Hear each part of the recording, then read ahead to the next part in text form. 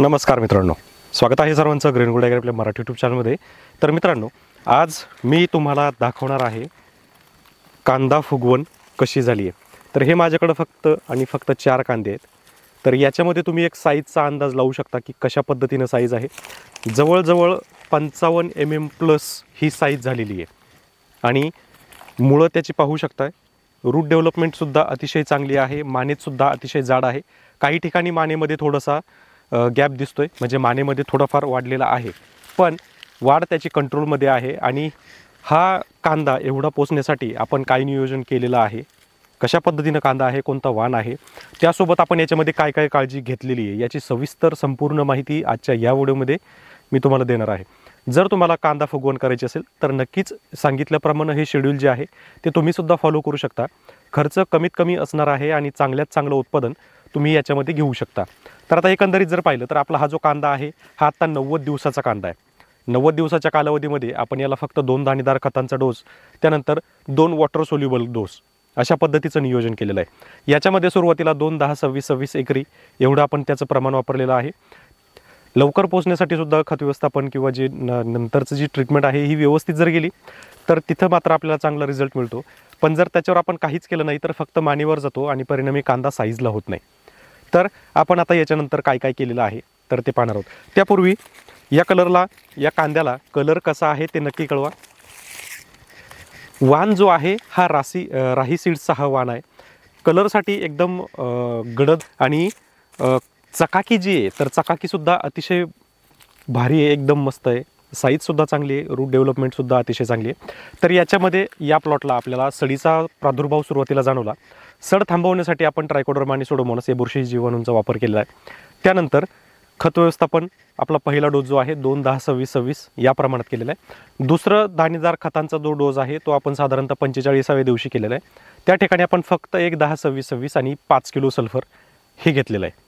याच्यानंतर आपण साधारणतः 60 ते 75 दिवसाच्या गॅपमध्ये चमत्कार म्हणजेच प्लांट ग्रोथ रिटार्डंट हे आपण वापरलेलं आहे। त्याच्यासोबत आपण 05234 प्रति लिटर पंपासाठी आपण हे 4 ग्रॅम वापरलेलं आहे आणि रिटार्डंट जे आहे तर 2 मिली प्रति लिटर पाण्यासाठी वापरलेलं आहे। तर हे रिटार्डंट का वापरतात किंवा चमत्कार का वापरतात, तर जी काही अतिरिक्त पात वाढते तर ही पातीची वाढ थांबवण्यासाठी।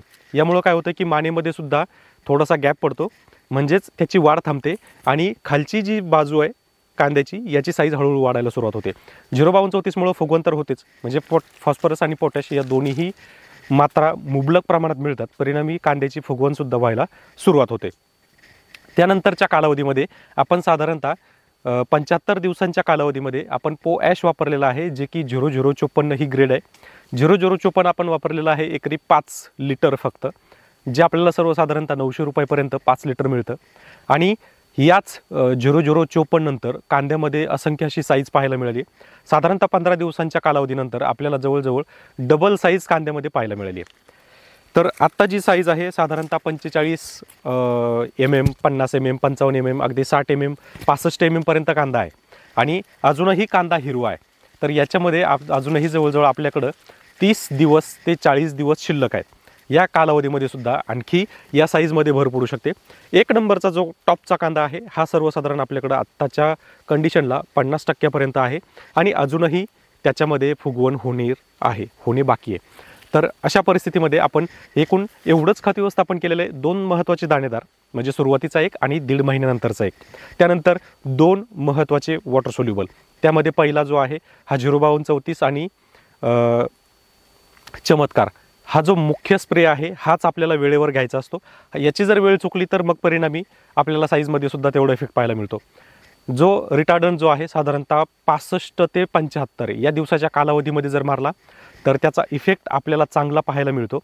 त्यानंतर सगळ्यात शेवटचं जे आहे, जर शेवटच्या पाण्याला तुम्ही जे पाणी आपल्याला द्यायचं आहे, जर तुम्ही 0054 ही ग्रेड वापरलेली असेल तर शेवटच्या पाण्याला फक्त आपल्याला 5 किलो पोटॅशियम सोनेट एवढंच द्यायचं आहे। खूप जास्त देण्याची गरज नाही, कारण 0054 दिल्यानंतर आपल्याला कांद्यामध्ये असंख्य साईज पाहायला मिळते। त्यानंतर डेव्हलपमेंट आणि साईज या सगळ्याच गोष्टी या आपल्याला या कांद्यामध्ये पाहायला मिळतात। तर मित्रांनो, नक्की कळवा हे कांदे तुम्हाला कसे वाटलेत आणि जी माहिती आहे तर ही आपण प्रॉपर गाईड केलेला प्लॉट आहे।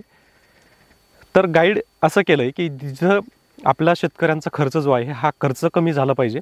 खर्च तर कमी झालाच पाहिजे, पण जी क्वालिटी आहे ती क्वालिटीसुद्धा एक नंबर मिळाली पाहिजे आणि तिथंच मग आपला खरा फायदा होतो आपण शेतकरी पुत्र असल्याचा.